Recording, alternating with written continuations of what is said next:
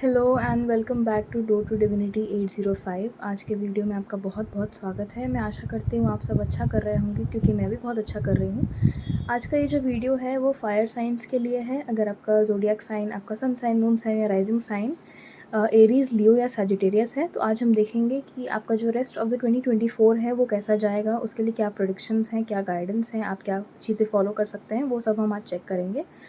तो उससे पहले मैं बोलना चाहती हूँ, मैं माफ़ी चाहूँगी कि मैं बहुत दिन से वीडियोस अपलोड नहीं कर पा रही थी। एग्ज़ाम्स और प्रैक्टिकल्स की वजह से, पहले एग्ज़ाम्स थे, फिर गिटार के एग्ज़ाम्स थे, फिर प्रैक्टिकल्स थे, तो इस वजह से मुझे टाइम नहीं मिल पा रहा था। बट अब मैं प्रॉमिस करती हूँ कि मैं रेगुलरली वीडियोस अपलोड करती रहूँगी। तो हम देखते हैं कि क्या क्या प्रेडिक्शंस हैं आपके लिए। मैंने बहुत ओपन एंडेड रखा है इस रीडिंग को, तो जो भी आएगा उस तरीके से हम इस रीडिंग को डिसाइफर करते जाएंगे धीरे धीरे। तो देखते हैं कि फायर साइंस के लिए क्या प्रेडिक्शंस हैं फॉर द रेस्ट ऑफ 2024। आपका बाकी का साल कैसा बीतने वाला है।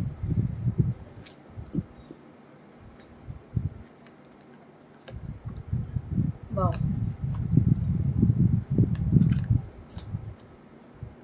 बहुत अच्छी शुरुआत है।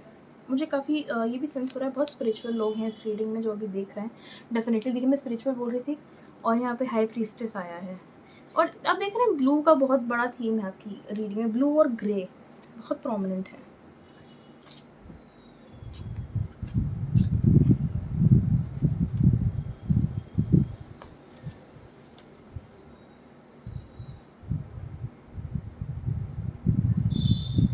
मैं एक क्लैरिफायर लेना चाहूँगी डेविल कार्ड के लिए और नाइन ऑफ स्वॉर्ड्स के लिए। प्लीज़ मुझे एक क्लैरिफायर प्रोवाइड करिए। Okay, top of the deck है रीबर्थ, जो कि जजमेंट का कार्ड है। इसमें रीबर्थ लिखा हुआ है। तो अगर सबसे पहले हम देखें आपकी रीडिंग में, तो मुझे जो सबसे पहला कार्ड है और इसके नीचे का जो कार्ड है, तो मुझे ये देख के सेंस हो रहा है कि इमोशंस बहुत बड़ा थीम रहने वाला है। इमोशन और मेंटल हेल्थ, क्योंकि स्वॉर्ड्स के जो कार्ड होते हैं वो होते हैं एयर साइंस के कार्ड। एयर है मतलब ये माइंड के लिए होता है, ठीक है। स्वॉर्ड्स जो है माइंड को हमारे डिपिक्ट करते हैं और कप्स जो है इमोशंस के लिए। तो सबसे पहले तो मुझे ये चीज़ सेंस हो रही है कि आप में से बहुत सारे लोग अपने लिए कोई स्टैंड लेंगे, या फिर अगर आपने ऐसा फ़ील किया है कि आप अपने आप को ज़्यादा टाइम नहीं दे पा रहे हैं, तो आप वो देंगे। अब देखिए, इसका ये मतलब नहीं है कि ज़रूरी नहीं है कि आप ब्रेक ही ले लें लिटरली, बट ये है कि आप अपने इमोशंस के लिए टाइम ज़रूर निकालेंगे और आपको निकालना चाहिए। क्योंकि जिस तरीके से मुझे यहाँ पे ये लग रहा है, एक तो मुझे ये चीज़ लग रही है, शायद आपने नोटिस भी किया होगा अपनी लाइफ में, आपको लोगों ने बोला होगा कि जब आप अपने हिसाब से चीज़ों को सोच समझ के करते हैं, या फिर अगर आप जब अपने इंट्यूशन को ट्रस्ट करते हैं सिचुएशंस के अंदर, और दूसरों की बातों से ज़्यादा अपने मन की, जब मन में आपके जो है वो चीज़ करते हैं, तो आपको ज़्यादा अच्छा रिजल्ट मिलता होगा। और मुझे लग रहा है यही चीज़ आप और कल्टिवेट करने की कोशिश करेंगे इन द रेस्ट ऑफ 2024। इसके अलावा मुझे ये भी लग रहा है कि बहुत सारे लोगों के लिए कि हो सकता है आपके किसी फ्रेंड से या किसी रिलेशन से जिनका बिहेवियर बहुत अच्छा ना रहा हो आपकी तरफ, उनसे आप शायद डिटैच कर रहे हैं। इसके अलावा मुझे यहाँ पे देखिए मून का एलिमेंट है काफ़ी अच्छे से। यहाँ भी मून है, यहाँ भी मून है, बाकी यहाँ पे डार्क है थोड़ा, तो इसको एज हम मतलब लूनर तो नहीं बोल सकते हैं, बट हाँ डार्कनेस से बात यहाँ पे हो रही है कि जो चीज़ें नज़रों के सामने नहीं थी शायद वो रिवील हो यहाँ पे। एक चीज़ मुझे ये अभी अभी सेंस हुई है। तो एक तो ये चीज़ है। उसके बाद यहाँ पे देखिए कोई ना कोई न्यू बिगनिंग ज़रूर है। अगर आप में से कोई आप लोग किसी ऐसे चीज़ में काम करना चाह रहे थे या कुछ ऐसा करना चाह रहे थे जो कि कोई स्पिरिचुअल स्किल हो, या कोई ऐसी स्किल हो जिसमें आप फील करते हैं कि आप गिफ्टेड हैं नेचुरली।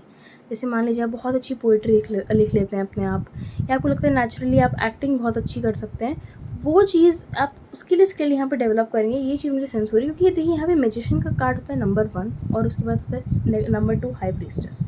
ये मुझे प्रोग्रेस होती हुई दिख रही है और आपके पास सारे रिसोर्सेज रहेंगे इस टाइम पे आप जो भी करना चाहें उसके लिए। क्योंकि यहाँ मैजिशियन का कार्ड है। मैजिशियन का कार्ड अगर हम ध्यान से देखें तो मैजिशियन के पास सोर्ड्स भी हैं, पेंटिकल्स भी हैं, कप्स भी हैं और वॉन्ड्स भी हैं। इनके पास सारा सपोर्ट है जो इन्हें चाहिए, इनके पास सारे रिसोर्सेज हैं और ये बस इनको खुद करना है और इनमें वो कैपेबिलिटी है करने की चीज़ों को। एक और चीज़ हो सकती है मैस्कुलिन एंड फेमिनिन बैलेंसिंग, क्योंकि यहाँ पे ये दोनों कार्ड्स एक साथ हैं और ये बहुत सिमिलर आर्केटाइप को दर्शा रहे हैं, ये चीज़ मुझे लग रही है।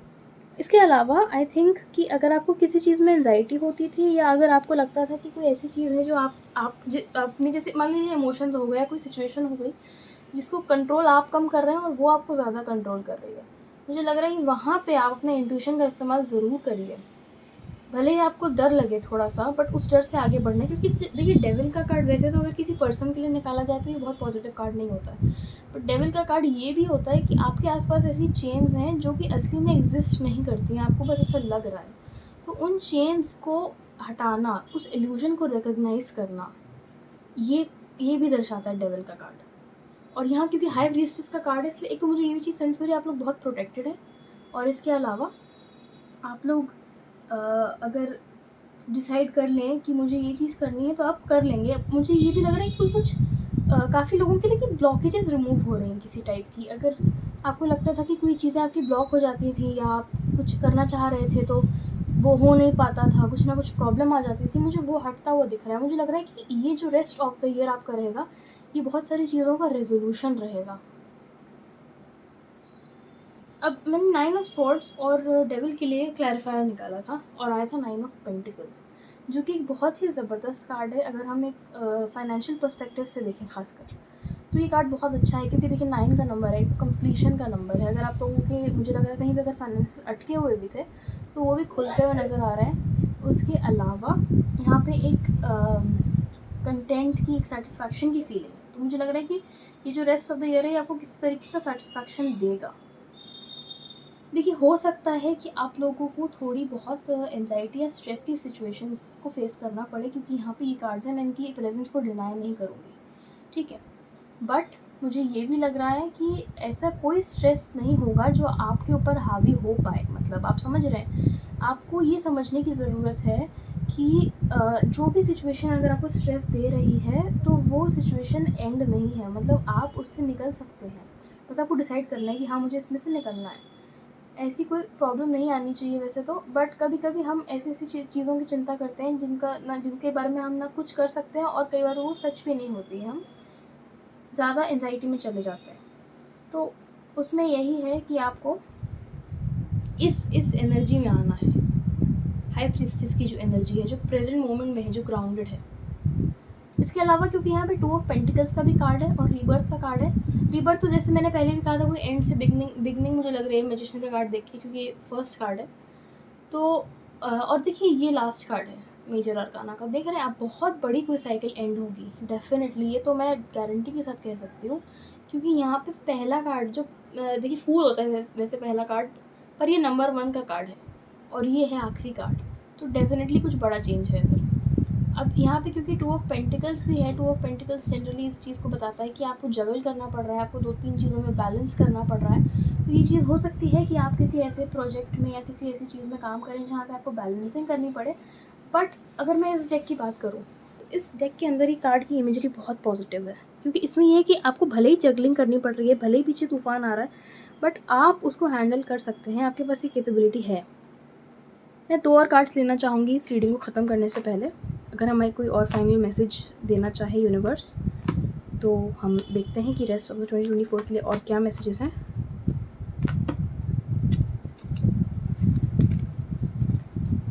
Wow, chariot, 7 of cups, top of the deck है फूल, वेरी गुड। देखिए चैरियट का जो कार्ड है, सबसे पहले तो क्योंकि आप इसमें मूवमेंट साफ साफ देख पा रहे हैं साफ तौर पे, तो ट्रैवलिंग ये इंडिकेट करता है, अगर एक बेसिक सा मैं डेफिनेशन दूँ।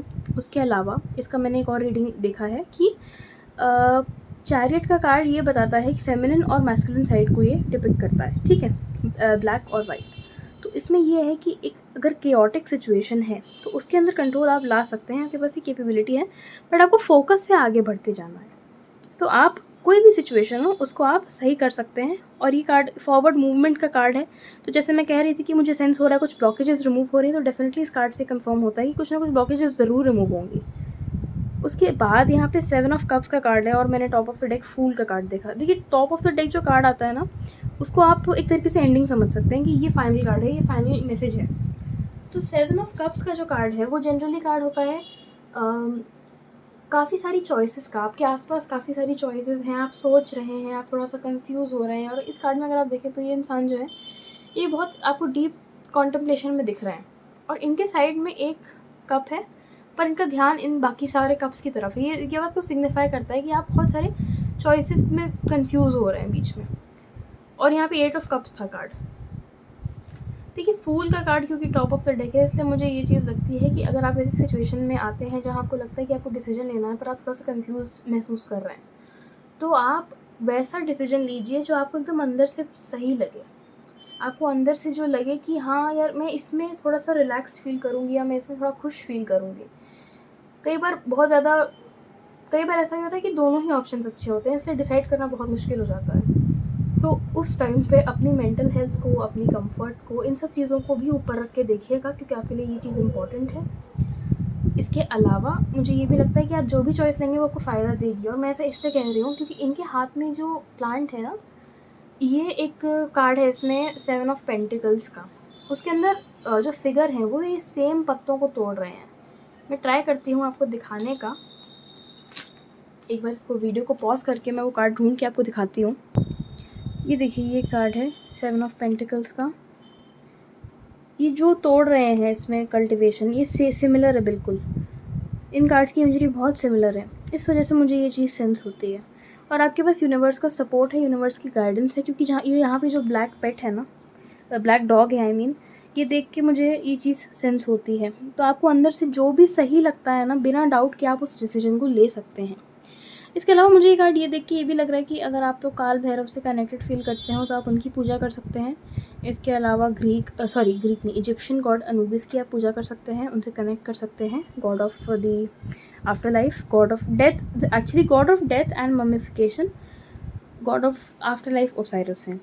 तो आई होप इन मैसेजेस ने आपके साथ रेजोनेट किया हो, ये रीडिंग आपको अच्छी लगी हो। अगर ये रीडिंग आपको अच्छी लगी हो तो प्लीज़ इस चैनल को सब्सक्राइब करिएगा, इस वीडियो को लाइक करिएगा, कमेंट करिएगा। और अगर आप कोई टॉपिक सजेस्ट करना चाहें रीडिंग के लिए तो प्लीज़ आप वो भी कमेंट कर सकते हैं। तो मैं आपसे मिलती हूँ नेक्स्ट वीडियो में। Thank you so much.